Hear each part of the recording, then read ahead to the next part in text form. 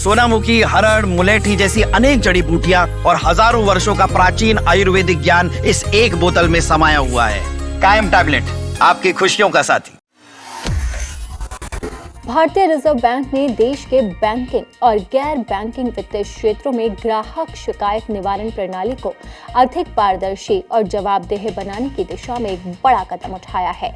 केंद्रीय बैंक ने बैंकों और एनबीएफसी में इंटरनल ओम्बुड्समैन यानी कि आंतरिक लोकपाल की नियुक्ति और कामकाज के लिए व्यापक दिशा निर्देश जारी किए हैं।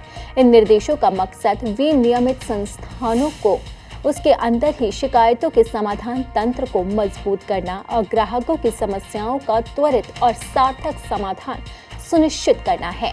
अब आपको बताते हैं कि किन संस्थानों पर ये नियम लागू होगा। आरबीआई द्वारा जारी ये निर्देश अलग अलग प्रकार के वित्तीय संस्थानों के लिए अलग अलग जारी कर दिए गए। इस दायरे में आने वाली संस्थाएं बहुत अलग है, जैसे कि वाणिज्य बैंक और small finance bank, payments bank, गैर बैंकिंग वित्तीय कंपनियां, गैर बैंक प्रीपेड भुगतान उपकरण जारीकर्ता, क्रेडिट सूचना कंपनियां, योग्यता और अनुभव के कड़े मानक। केंद्रीय बैंक ने इंटरनल ओम्बुड्समैन की नियुक्ति के लिए उच्च मानक निर्धारित किए हैं ताकि निष्पक्षता बनी रहे। नियमों के अनुसार प्रत्येक विनियमित संस्था को कम से कम एक इंटरनल ओम्बुड्समैन नियुक्त करना ही होगा।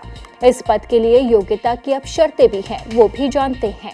आंतरिक लोकपाल या तो एक सेवानिवृत्त अधिकारी होना चाहिए या फिर एक सेवारत अधिकारी जिसका पद संबंधित संस्था के जर्नल मैनेजर के समकक्ष हो।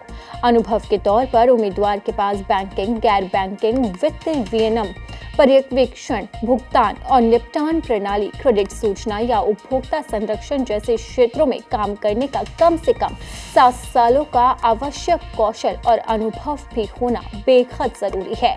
और ये नए नियम अब आरबीआई द्वारा जारी किए गए हैं ताकि लोगों को किसी भी तरह की कोई परेशानी ना हो और उनकी शिकायतों का निपटारा जल्द से जल्द हो सके।